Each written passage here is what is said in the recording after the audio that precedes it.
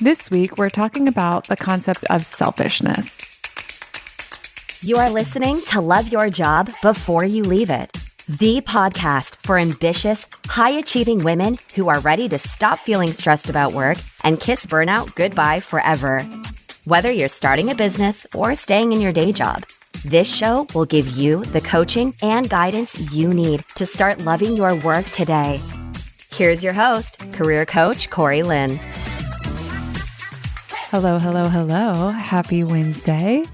I have a super interesting and fun podcast topic for you today. And before we jump into that, I have a testimonial from one of my current SAF clients, and I want to read it to you because it just delights me. And this is with permission.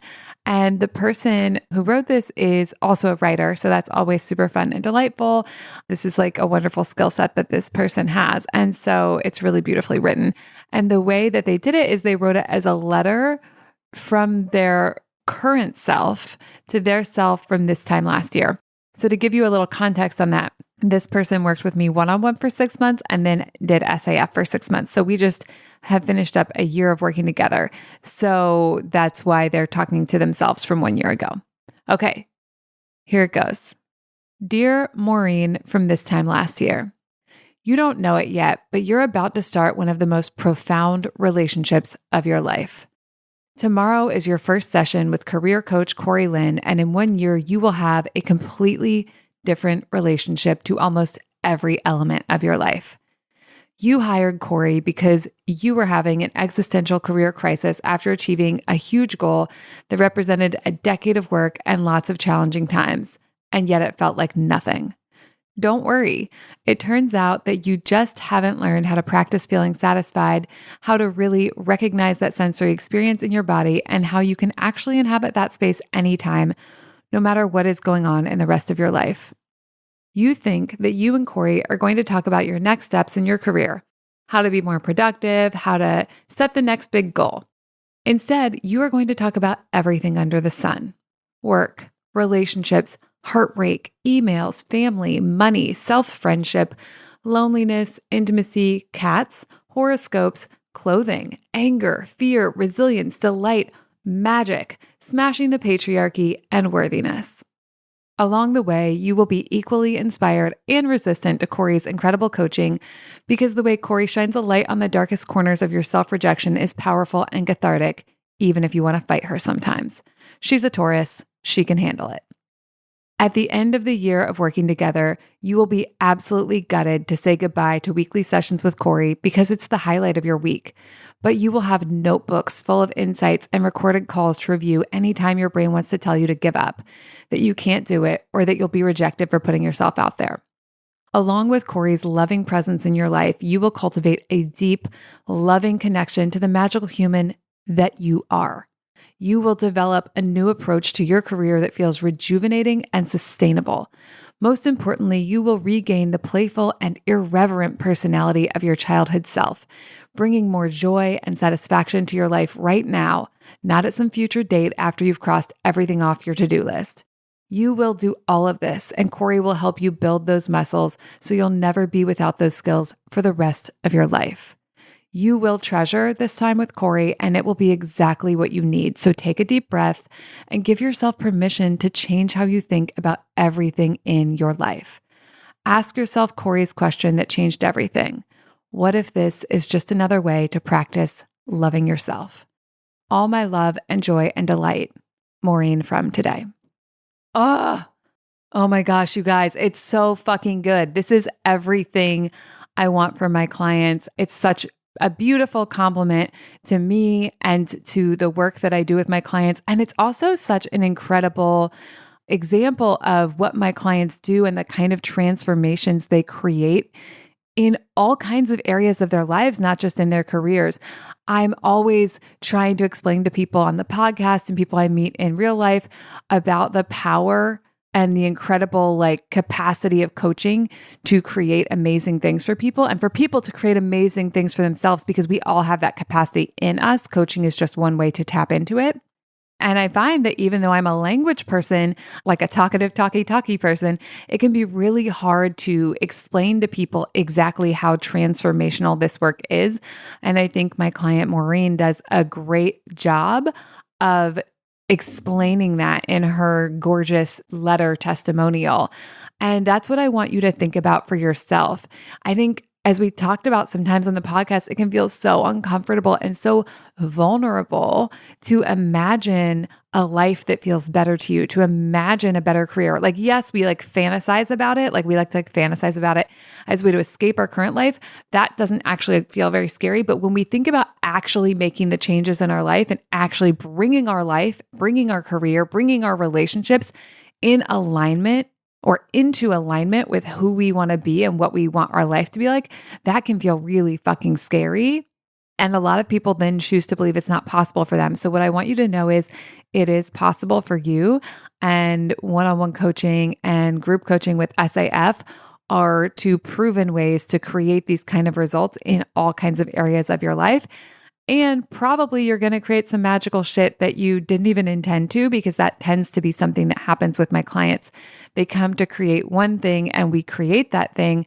And also there are all these little ripples in their life and all these little areas and big areas that are not the same as they were before in like really, really wonderful ways.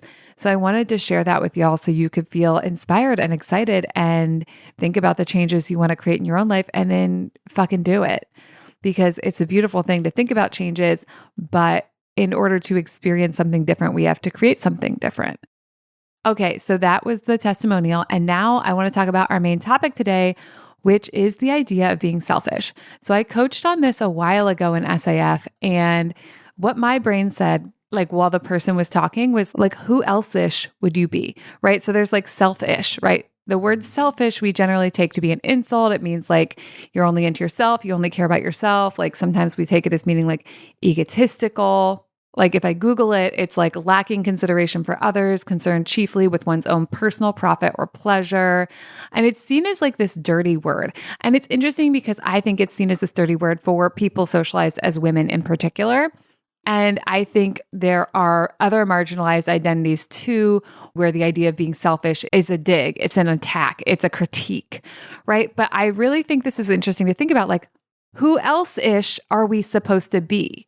Like, selfish is like me putting myself first, but like, who else-ish would I ever be? And why would I ever put someone else first? And does that actually work? So in patriarchy, people socialized as girls and women are asked and demanded implicitly and explicitly all the time to give of themselves, to give of their emotional labor, to give of their mental labor, to give of their physical labor for the benefit of other people. And to never put themselves first, and to always make sure everyone else is happy, and to like have it all look effortless while they're doing it, right? And I want to pause to just say, like, I want to be really clear. Like, I am all about community. I think community is an incredibly valuable, beautiful thing. We're social mammals. We need it. But when you exist in a system that's about one kind of person being oppressed and another kind of person being like heightened and lifted up, and those systems include patriarchy, it also includes white supremacy, it includes ableism, it includes classism. Anytime you have a system and a structure where one kind of person is lifted above, it's a hierarchy, then I begin to become suspicious. So I want to be clear, like that definition I read from Google was like, oh, about like putting your profit and pleasure like above everything else, or like focusing only on that. Like, I am not saying I'm going to focus only on my own profit and pleasure at the expense of everyone else. What I am saying is I'm going to question the internal and external narrative that I should be putting other people before myself at all times. And that specifically I should be putting certain kinds of other people before myself. So with the way women are socialized, they're socialized to put men before themselves, and they're socialized to put children before themselves. They're socialized to put families before themselves. It might be their family, like their nuclear family. And it could also be like their family of origin. There are other identities too, where people are encouraged to like put their parents before themselves, or to put, again, all the men in the family before themselves. So like there's patriarchy, There's white supremacy. And then there are other kinds of socialization also, like from your particular family of origin or the particular culture you grew up in, that may have taught you implicitly and explicitly that it's not okay to ever put yourself first. And what I think is so interesting about this is it's a way that these systems of oppression control people without having to control them directly, because then we begin to control ourselves. If I'm so terrified about being called selfish by literally anyone in my life, and if the people in my life are going to call me selfish if I don't adhere to the system of oppression, then like they have kind of invited me to like self-discipline and to like self-regulate into their hierarchy. So as little kids, first of all, like all little kids are selfish. That's how we're born being. We're born putting our own needs first.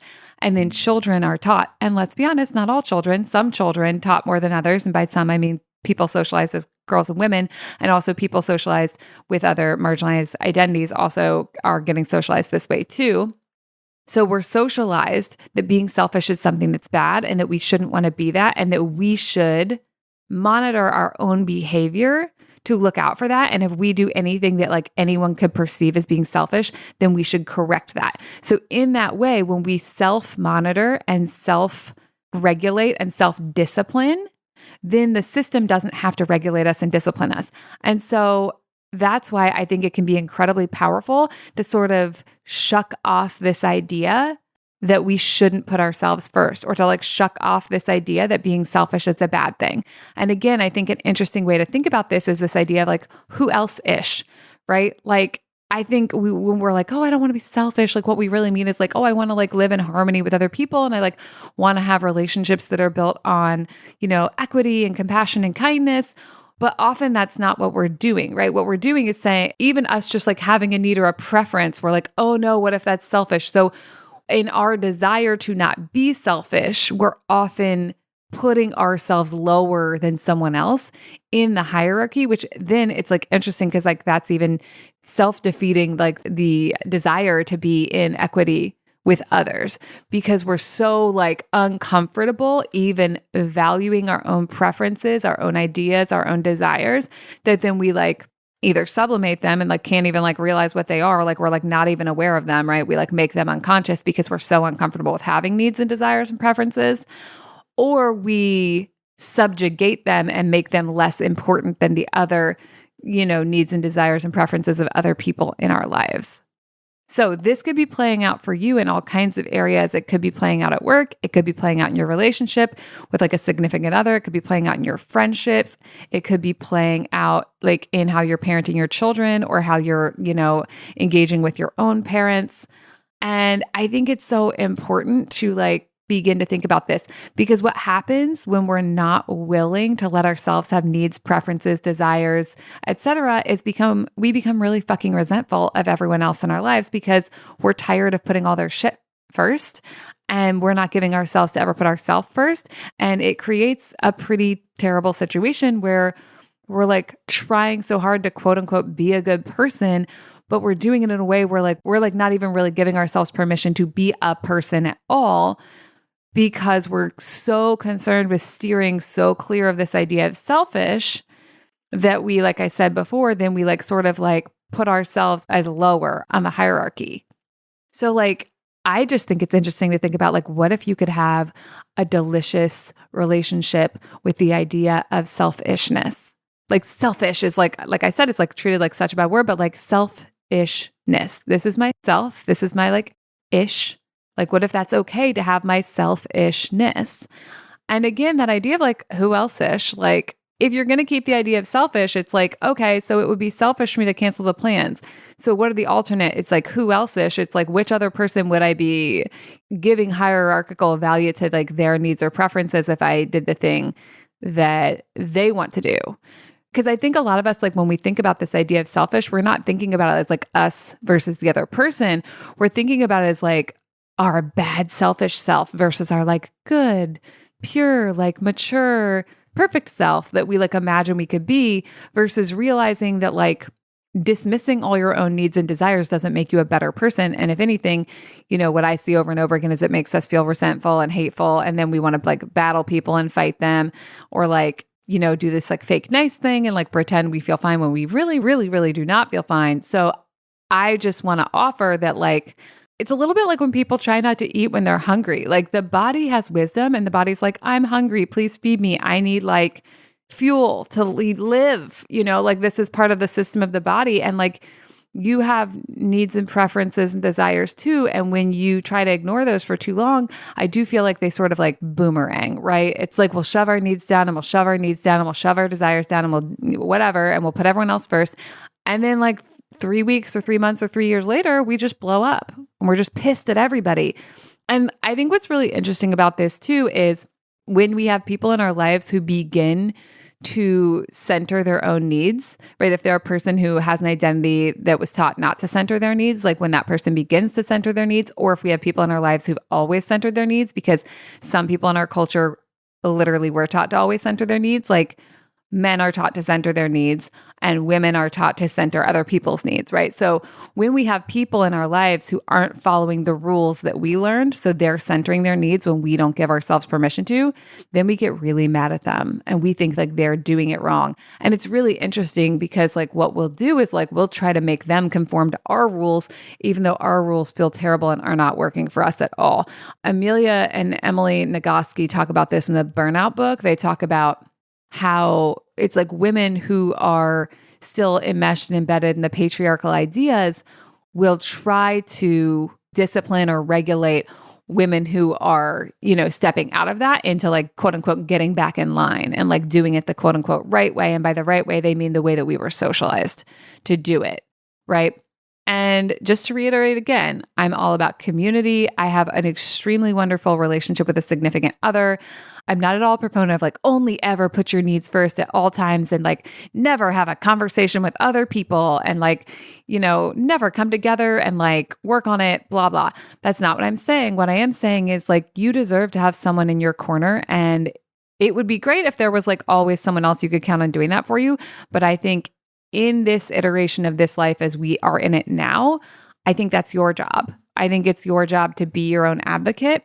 And again, it doesn't mean stomping all over everyone else's needs and preferences. It means being the person who's fully in your corner and who's going to like help you at least own the preferences and desires. And then like, yeah, maybe we do have conversations with the people in our lives that like, then we like need to negotiate a little bit to like make it work, right? Like in my relationship with Alex, it's not like I'm like, here's what I want and we're only going to do it that way. But I need to first say like, okay, I've thought about what I want and what I need and what I prefer and what I desire. And this is that. And then I can hear what she wants and she needs and she prefers and she desires. And we can both like have the back of our own selves, which that's sort of like when I like rebrand selfishness for myself and for what I want it to be. It's about me having my own back and me advocating for myself and me being willing to get to know myself well enough to even then begin to explain to other people what it is that I would like to have happen. It's like me having enough care about myself to figure out what it is I want and then begin to orient my life in those directions while still being in like meaningful, loving, committed, equitable relationship with other people. So my rebrand is that like by me choosing myself, it doesn't mean I'm trying to put everyone else on the bottom of the hierarchy. It means that I am allowing myself to like come to the level of also what's important. And then from there, I can communicate with others. And then from there, me and anyone I need to engage with, we can decide what's going to work for us collectively. But if you're not willing to even get to know yourself, if you're not willing to even get to know what it is you want, if you're not willing to be honest with yourself about that, then you cannot come to relationships and to the collective like as a whole person. So I love the idea of actually like selfishness is a way for you to get to know yourself deeply enough that you can come to the collective as a whole player,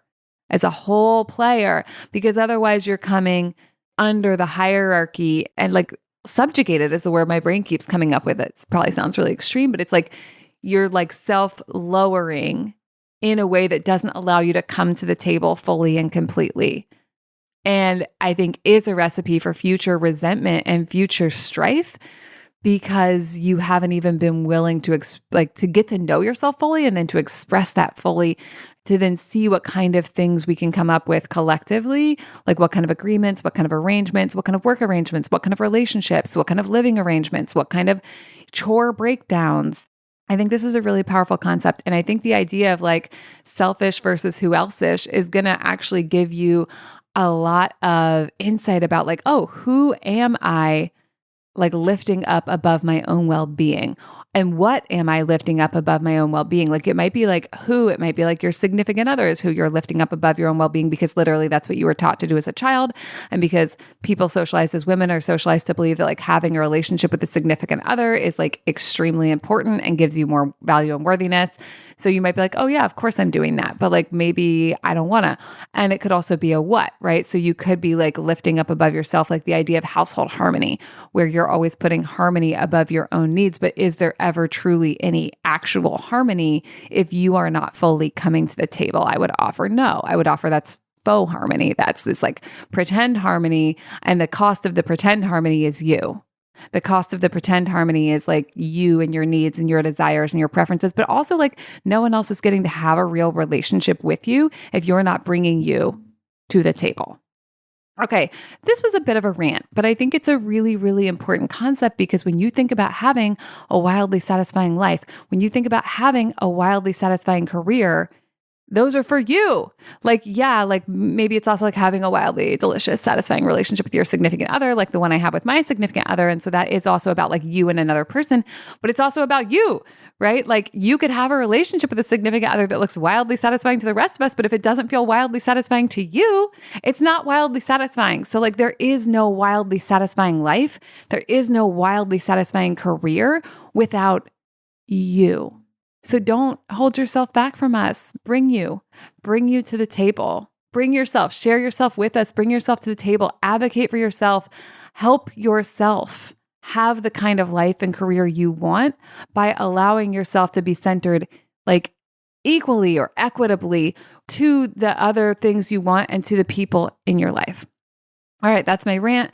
That's what I have for y'all today. I love you so much. Come join Satisfied as Fuck. It's going to be incredible. This round's about to start. It actually might have started by the time this podcast comes out. I don't remember exactly when it's coming out. If it's started by the time this comes out, you should hit me up anyways and try to get into early enrollment for the next round, because this is the place to do this work and to remove the blocks that are keeping you from having that wildly delicious life. And that's what I want for you. And you know what? I think it's what you want for you too. So come join us. All right, I'll talk to you next time. Bye. Thank you for listening to Love Your Job Before You Leave It. We'll have another episode for you next week. And in the meantime, if you're feeling super fired up, head on over to CoreyLynn.com for more guidance and resources.